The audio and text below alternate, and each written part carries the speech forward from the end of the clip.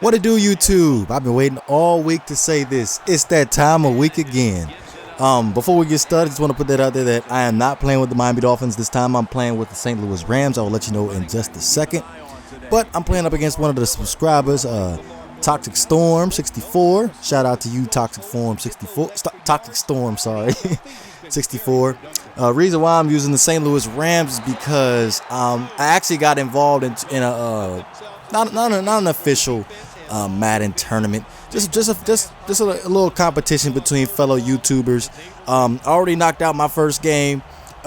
Those highlights will be up on the channel probably as soon as this video is over. It's probably gonna be up right after that.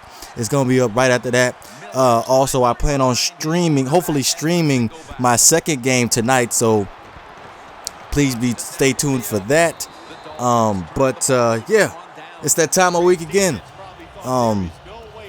First I wanted to sit back and talk about was the Pro Bowl, because it's getting to that point where when the Pro Bowl is just not getting exciting and it's just getting ridiculous now.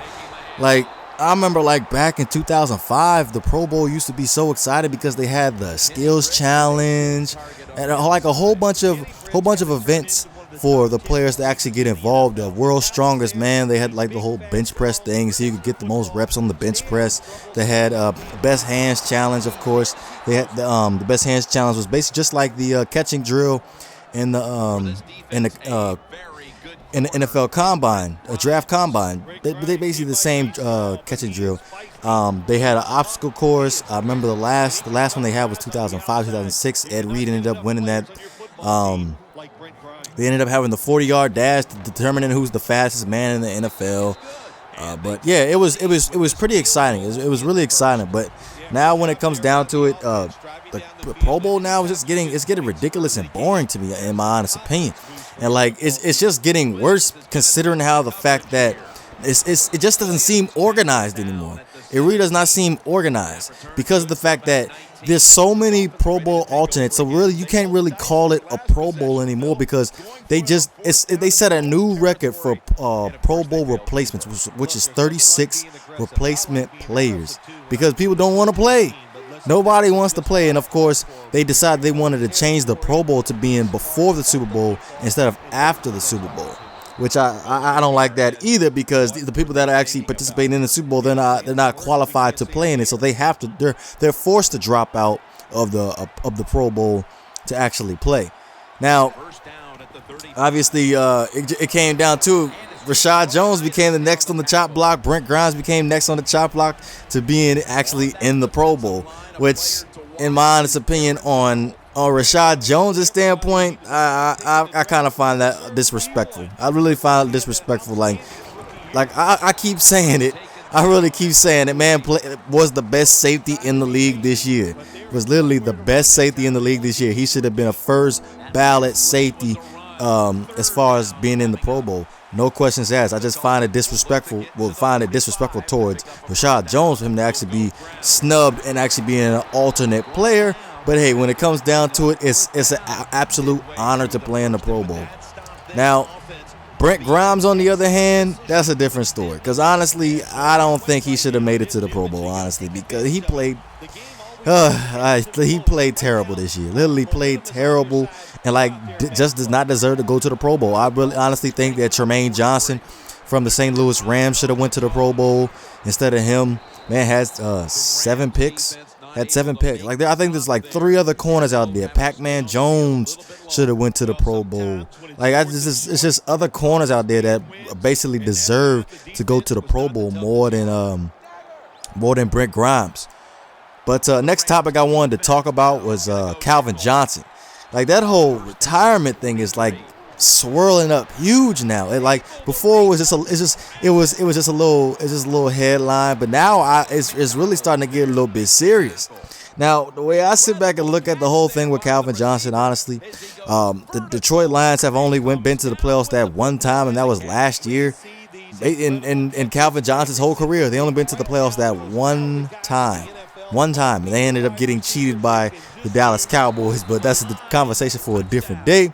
But there's no doubt in my mind. Calvin Johnson is one of the best wide receivers of all time. Like, you just sit back and look at him like he's a freak of nature. He's 6'5", can run a 4.3 could jump at the high, basically jump out of the gym. Literally jump out of the gym. Like, has all the intangibles to be a great wide receiver. Period.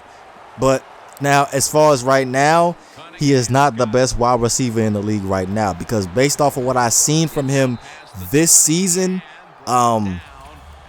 he just didn't seem like he wanted to show up in big games, honestly. Like, he was just is extremely quiet in those big games. It didn't show up like that Calvin Johnson that we've seen over the course of his career. Now, also, going back to the whole retirement thing, like, honestly, I the way I sit back and look at it, as far as from a Calvin Johnson standpoint, I think that he's just making it known to the Detroit Lions organization that he's not playing. He's not playing. He really wants him to get it in gear. And hey, I want to try and make a push for the playoffs. Otherwise, I'm up out of here. But also sit back and look at it. Maybe his body just ain't right. Like, cause every time you see Calvin Johnson get tackled, the defensive backs are always going for them knees. They're always going for them knees. The defensive backs are only about like 5'10", 6 feet tall. So Calvin Johnson's big. He's a big wide receiver, so they got to go for them knees. So maybe the whole wear and tear thing on his knees is really killing him. God only knows about what's going on with that. But yeah, I would take a real close look at that, because I don't think Calvin Johnson's bluffing here. I don't really think Calvin Johnson's bluffing here. Now, Deion Jordan. You know I had to talk about Deion Jordan, because like it's unfortunate that he is a serious vocal part of this Miami Dolphins team going into free agency, because there's a slim chance that he may not be able to play in the NFL ever again. Basically, when it comes down to it, Deion Jordan, he's not allowed to reinstate into the NFL until after the free agency period. Now, basically, that's a big problem for the Miami Dolphins, is because you're forgetting that Derek Shelby is going to be a restricted free agent. Olivier Vernon is going to be a restricted free agent.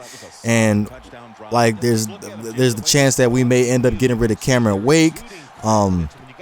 Quentin Copel's going to be a free agent. And, like, when it comes down to our defensive end spot, these are all talented defensive ends.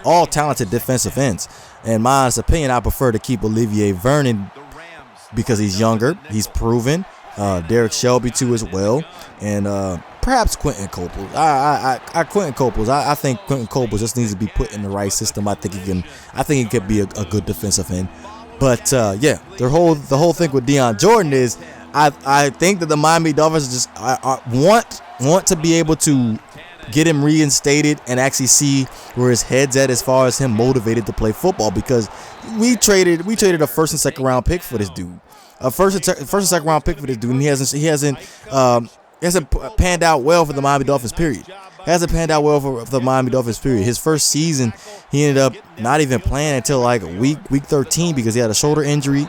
His second season ended up getting suspended for the first 6 games for substance abuse, and then he ended up getting suspended again for the same thing last year. And then coming into this year, he ended up getting suspended again for substance abuse for the whole season. So, like, he's got a serious substance abuse issue here. But yeah, like I said, when it comes down to it, it's all like they want to see what they can get out of Deion Jordan. They want to see what they can get out of Deion Jordan, because he basically if they can get him back, it changes the plans for Cameron Wade, Quentin Copels, Olivier Vernon, and Derek Shelby. They can basically pick and choose who they want to keep, who they want to cut.